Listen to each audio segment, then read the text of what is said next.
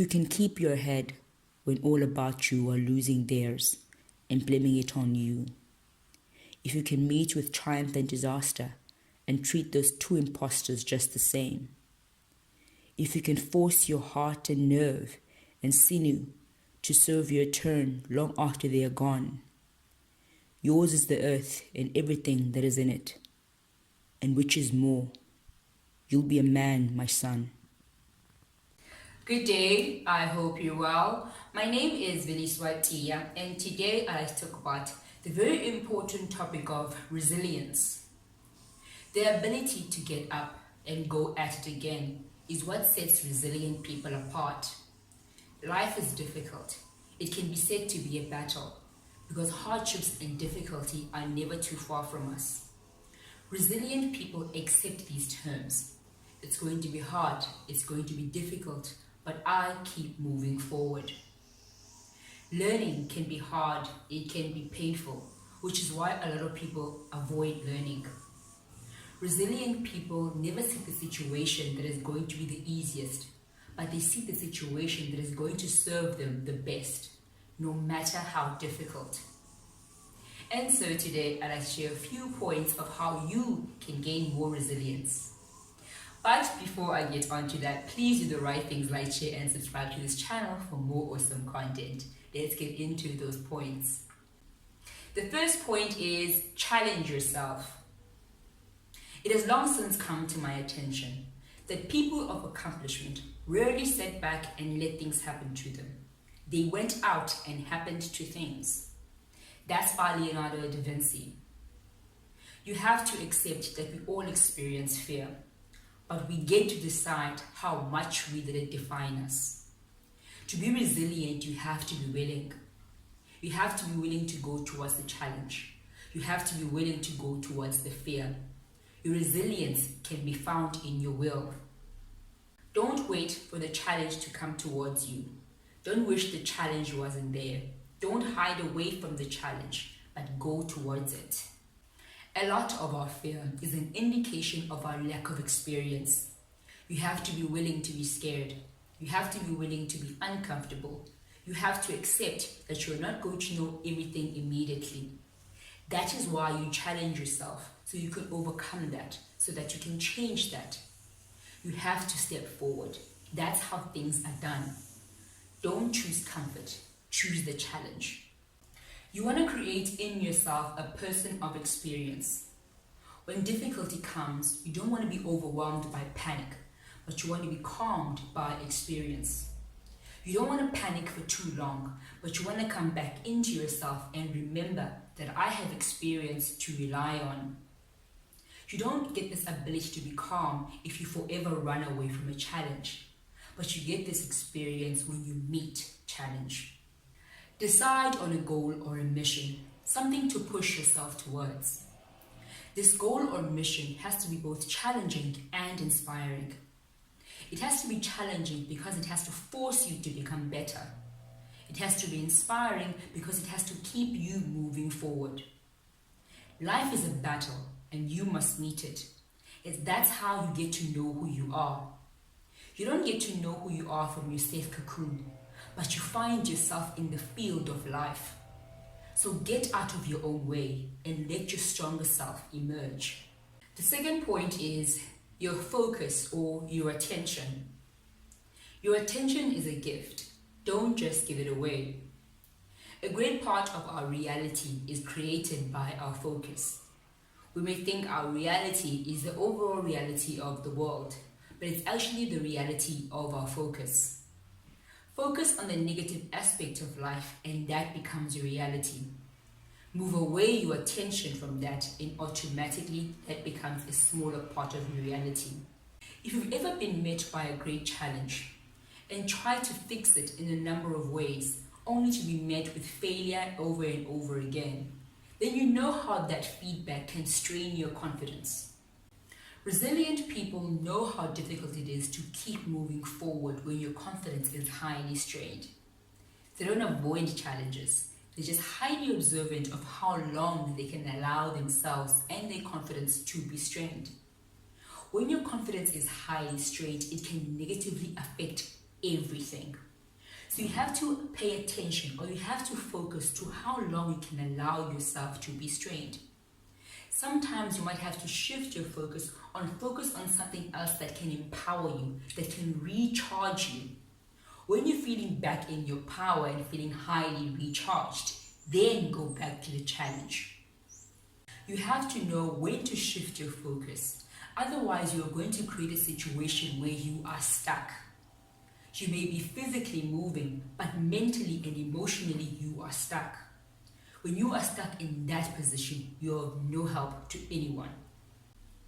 Resilient people want to move. They don't want in situations that make them feel stuck. And so they are highly conscious of where they place their attention. What you focus on magnifies. And so you don't want to magnify a situation that makes you feel helpless. You want to magnify a situation that makes you feel in your power. That's why I said in the first point, make sure that you choose a challenge that is both challenging and inspiring. The third point is your service or your mission. Everyone can be great because everyone can serve. That's by Martin Luther King. I'm very much motivated by the act of serving others because I believe when you serve others, you give who you are to the world. Our purpose is to share our uniqueness for the benefit of others and for the benefit of ourselves. I believe there should always be a benefit to our existence. You exist so others can be made better through you. Resilient people are highly motivated by acts of service, even if they're aware of it or not. So when things become difficult, they realize that it's not just about them. It's not just about how they feel, but it's about something bigger than themselves. When your life is more than just about you, then how you feel is not always the most important thing. But the most important thing is about making an impact. And so you may feel sad, depressed, rejected, but you always remember that there's something bigger for you to do. You must remember the mission. Don't focus on what you can get. Focus on what you can give. Because when you focus on what you can get, your motivation becomes highly singular. But when you focus on what you can give, your motivation becomes deeper and wider. Make your goals more than about you. Focus on what you can give. Find something that makes you feel like you are making an impact. Find a way to feel like you are serving others and that service has value. We all want to feel that we are making an impact. It's what gives our existence meaning. It's going to be difficult for you to give up when you feel like you are making an impact. It's going to be difficult to give up when your service has meaning. The fourth point is acceptance. Not being able to govern events, I govern myself. If they will not adapt to me, I will adapt to them. That's by Michel de Montaigne. A lot of our experience is beyond our control. We may have strong beliefs that things should go this way. However, when we see that they are not, we may grow frustrated, angry, and refuse to accept the way things are. We may grow angry because for a long time it may seem that life is adapting to us. However, life can always change. It can always change its rules and it doesn't have to consult us. And this is where a lot of people struggle. Acceptance is choosing not to fight the way things are. It's letting go of the belief that things should go a certain way. It's allowing situations in your life to be a fact. It is a fact that I cannot change this situation at this moment. I cannot force it to go a different direction. You may try with all your strength to push a mule out of the way, but it will decide the pace in which it wants to move. And so all you can do is accept it, that at this moment, I cannot change the situation. It is what it is. When you fight, when you deny, you allow yourself to be locked in one situation because your energy becomes focused on that one situation. Resilient people don't allow themselves to be stuck, And so they accept the situation in order to allow themselves to keep moving towards a situation where they can impact or influence. The plan is to keep moving. You want to allow yourself to keep moving, and the only way to do that is to accept the situation at that moment, that I cannot influence the situation at this moment, and so in order to allow myself to move, I need to accept it. When you refuse to accept the situation, you choose to carry yesterday's burdens today. The fifth and final point is handle rejection. It's okay to fail. It's okay to be rejected, because you only need one yes to be successful. You are not going to challenge yourself and not be rejected. You only get rejected when you raise your hand to life and say, I am available for every opportunity.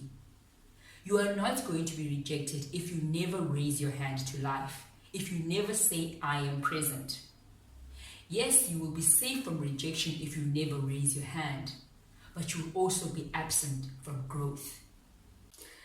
Resilient people don't see rejection as the end of the world. For a lot of them, they may actually see rejection as a form of a challenge. They can even use it as motivation. They may use rejection to fuel themselves to work harder. They don't see rejection as something that is saying that there's something wrong with them. However, they accept that we are all different and all see things differently. And so it's nothing for them to be pained about. It's not the end of the world for them. Rejection is a sign that you are present and participating. You're not going to open yourself up to growth and not be rejected. Rejected comes with the process, unfortunately. You are not everyone's cup of tea. Not everyone is ready for your ideas and your energy. And that's just that. A lot of successful people have been rejected multiple times, but they keep getting up and trying harder. Don't look at rejection as something to shy away from, but look at it as your ability to stay present and participating in life. Rejection is a sign that it is not your time yet. However, you will never know when it's your time if you don't keep raising your hand to life and saying, I am available. Keep raising your hand to life. Keep saying, I am available.